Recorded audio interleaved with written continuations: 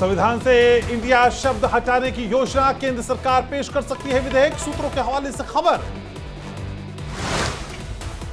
संविधान से इंडिया शब्द हटाने को लेकर संसद के विशेष सत्र में विधेयक ला सकती है केंद्र सरकार, सूत्रों के हवाले से खबर।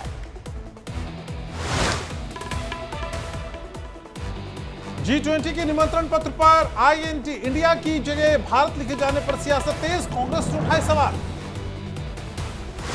बीजेपी सांसद हरनाथ यादव की संविधान से इंडिया शब्द हटाने की मांग, बोले संविधान में हो संशोधन, इंडिया हटाए भारत लगाए।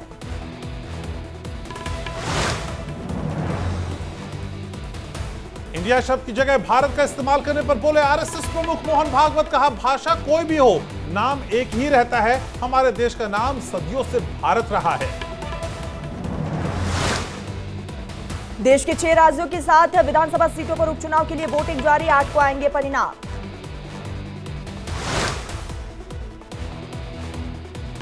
यूपी के घोसी विधानसभा सीट पर मतदान जारी, इंडिया गठबंधन और एनडीए अलायंस के बीच मुकाबला। मऊ में एसपी प्रत्याशी सुधाकर सिंह के बेटे पर एफआईआर, सरकारी काम में बाधा डालने का आरोप, पुलिस कांस्टेबल को भी धमकी देने का आरोप। घोसी विधानसभा सीट पर बीजेपी से दारा सिंह और सपा प्रत्याशी सुधाकर सिंह में कांटे की टक्कर। घोसी से एसपी उम्मीदवार का जिला प्रशासन पर बड़ा आरोप, इंडिया डेली लाइव से खास बातचीत में बोले सरकारी मशीनरी का हो रहा दुरुपयोग।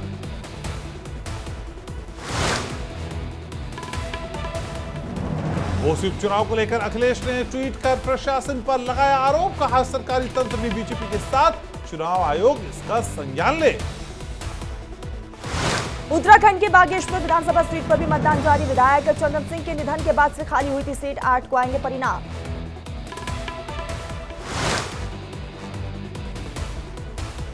झारखंड की डुमरी विधानसभा सीट पर भी वोटिंग जारी, पूर्व शिक्षा मंत्री जगन्नाथ महतो के निधन के बाद खाली हुई थी सीट। केरल के पुथुपल्ली विधानसभा सीट पर उपचुनाव के लिए वोटिंग जारी, इस सीट पर देखा जा सकता है त्रिकोणीय मुकाबले।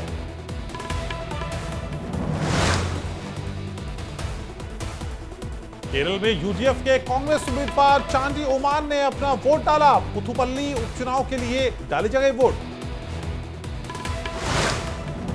त्रिपुरा में सिपाहीजला जिले के धनपुर और बक्सा नगर सीटों पर भी उपचुनाव के लिए मतदान जारी, सीपीआईएम और बीजेपी के बीच सीधा मुकाबला।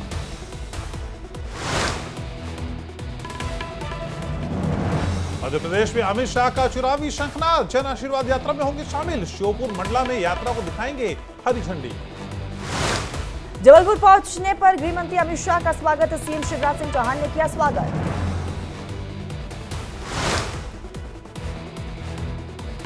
मध्य प्रदेश के मैहर में बीजेपी की जन आशीर्वाद यात्रा में नजर आए बुलडोजर, बीजेपी नेताओं के स्वागत के लिए बुलाए गए बुलडोजर। भोपाल में सीएम शिवराज ने विकास गरीब कल्याण अभियान का आगाज किया, सीएम आवास से रथ को दिखाई गई हरी झंडी। आज हनुमानगढ़ से केंद्रीय मंत्री नितिन गडकरी परिवर्तन संकल्प यात्रा का करेंगे शुभारंभ, यात्रा से पहले सभा को करेंगे संबोधित। लखनऊ में शिक्षक दिवस के मौके पर सीएम योगी ने शिक्षकों को किया सम्मानित, लोक भवन सभागार में कार्यक्रम का आयोजन।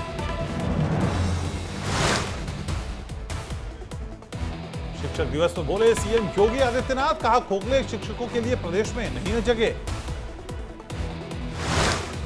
सोशल मीडिया पर भी योगी हिट, 30 दिन में 2.67 लाख से ज्यादा बढ़े सीएम योगी आदित्यनाथ के फॉलोअर्स।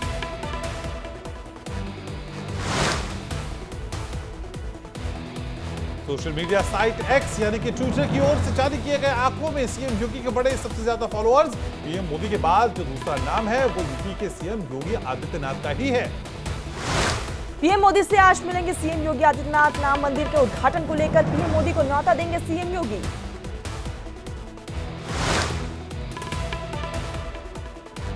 दिल्ली में शिक्षक दिवस पर पीएम मोदी का शिक्षकों से संवाद, पीएम ने शिक्षकों का आभार जताया। पीएम ने कहा कि शिक्षक देश के निर्माता है, भीतर का विद्यार्थी मरना नहीं चाहिए। शिक्षक दिवस पर पीएम मोदी ने शिक्षकों को दिया नमो मंत्र, कहा शिक्षक बदल सकते हैं देश। आज संसद के विशेष सत्र की रणनीति के लिए सोनिया गांधी ने बुलाई अहम बैठक, कांग्रेस के संसदीय दल के नेता बनाएंगे सदन की कार्यवाही को लेकर रणनीति। जयपुर में कार्यकर्ताओं ने भारत माता की जय के लगाए नारे। भारत माता की जय बोलने पर कांग्रेस नेता आराधना तिवारी नाराज, बोले कांग्रेस जिंदाबाद के लगाओ नारे।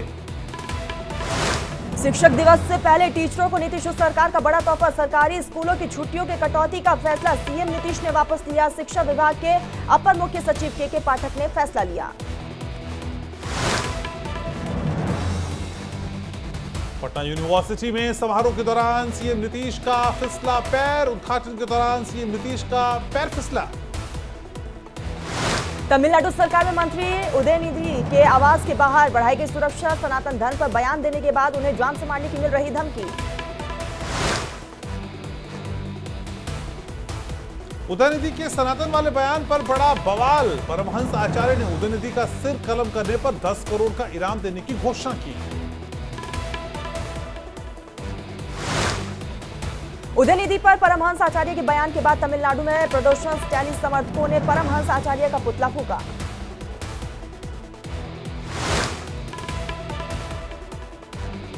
स्टालिन के सनातन धर्म पर विवादित टिप्पणी देने पर बोले आचार्य सत्येंद्र दास का उन्हें सनातन का ज्ञान नहीं है, इसे कीड़े मकोड़े के समान बोल रहे हैं, इन्हें दंड देना चाहिए।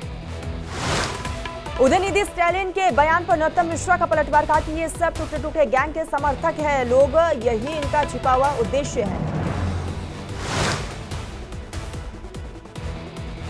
लखनऊ में उप मुख्यमंत्री ब्रजेश पाठक ने सनातन धर्म वाले बयान पर दी प्रतिक्रिया, कहा देश से माफी मांगे स्टालिन। स्टैलिन की सनातन धर्म वाली टिप्पणी पर सपा सांसद राम गोपाल यादव का बयान, बोले धर्म पर किसी भी राय निजी है, किसी धर्म पर अपमान बयान नहीं देना चाहिए। बाद में डासा देवी मंदिर के महंत यति नरसिंहानंद ने सीजेआई को खून से लिखा पत्र। उदयनिधि स्टालिन पर आईएसआईएस के काम को आगे बढ़ाने का लगाया आरोप, कारनामों पर ध्यान देने की लगाई गुहार। G20 की जोरों पर तैयारियां। मेहमानों के रूट वाली जगहों से जुड़ी सड़कों की सफाई के लिए 12,000 कर्मचारियों की तैनाती। एमसीडी ने भी खास तैयारी की। G20 समिट को लेकर दिल्ली पुलिस ने जारी किया निर्देश, 5 से 10 सितंबर तक बंद रहेंगे वीकली मार्केट। दिल्ली में तिलक ब्रिज पर G20 को लेकर चाक चौबंद सुरक्षा व्यवस्था। वरिष्ठ अधिकारी के साथ अर्धसैनिक बल भी मौजूद।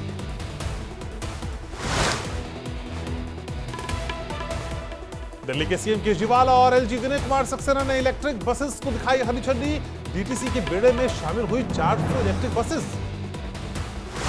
दिल्ली में G20 शिखर सम्मेलन के लिए बड़ी सुरक्षा पर सीपी दीपेंद्र पाठक ने सभी अधिकारियों को निर्देश दिया है। बोला कि भारत के लिए बहुत गर्व की बात है, इसमें कोई भी चूक नहीं होनी चाहिए। पाकिस्तान से अंजू का नसरुल्लाह के साथ आया एक और नया वीडियो। ड्रोन से शूट किया गया अंजू और नसरुल्लाह का प्रोफेशनल वीडियो। यूपी के 8 जगहों पर एनआईए की छापेमार कार्रवाई। नक्सलियों के फंडिंग पर एक्शन।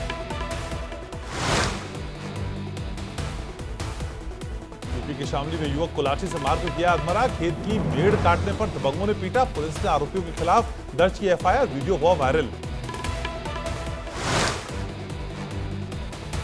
कासगंज के गंगाघाट रोड पर पुलिस और बदमाशों के बीच मुठभेड़ में लाखों की लूट करने वाला बदमाश गिरफ्तार। पुलिस को एक तमंचा, कारतूस और 1 लाख रुपए भी मिले।